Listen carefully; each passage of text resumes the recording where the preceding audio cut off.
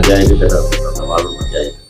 അങ്ങനെ ഈ നിയോജകമണ്ഡലത്തോട് ഒരുപാട് താല്പര്യവും സ്നേഹവും കാണിക്കുന്നത് ഞാൻ എടുത്തു പറയാൻ ആഗ്രഹിക്കുകയാണ്. ഇതോടൊപ്പം തന്നെയാണ് നമ്മുടെ ജലജീവന്റെ പ്രവർത്തനങ്ങൾ നമുക്കറിയാം, കർക്കിടക പഞ്ചായത്തിൽ നടന്നുകൊണ്ടിരിക്കുകയാണ്.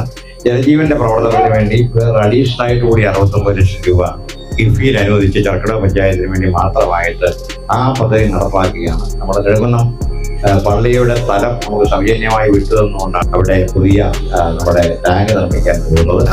കൃത്യമായി കുടിവെള്ളം നമ്മുടെ ഈ ഗവൺമെന്റ് വരുമ്പോൾ കേരളത്തിന്റെ സ്ഥിതിഗത 17 ലക്ഷം ഗ്രാമീണ കുടുംബങ്ങളിലാണ് കുടിവെള്ളം കൊടുക്കാൻ കഴിയുന്നത്.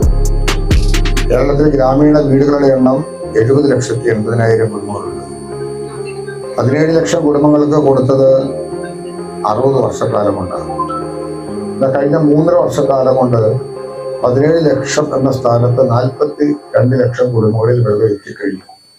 ശേഷിച്ച 30 ലക്ഷം വീടുകളിൽ ഈ പ്രവർത്തികൾ പൂർത്തീകരിക്കുന്നതോടുകൂടി വെള്ളം എത്തുന്ന ഒരു സ്ഥിതി ഉണ്ടാകുമ്പോൾ കേരളം സമ്പൂർണ്ണ ശുദ്ധജല വിതരണ രംഗത്ത് വലിയ മാറ്റങ്ങൾക്ക് വിചാരമാവുക.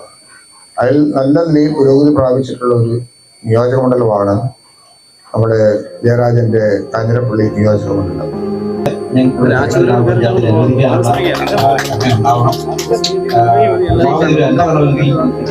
അത്യാവശ്യം സംവിധാനം ഉണ്ടാവുന്ന ഇതുമായി അഭ്യർത്ഥിച്ചുകൊണ്ട് ചെയ്തു തന്ന ഈ വലിയ ഉപകാരത്തിന് ഇദ്ദേഹത്തിന്റെ പാർട്ടി ഗ്രാമപഞ്ചായത്തിന് വേണ്ടി വലിയ നന്ദി രേഖപ്പെടുത്തിക്കൊണ്ട് മാത്രമേ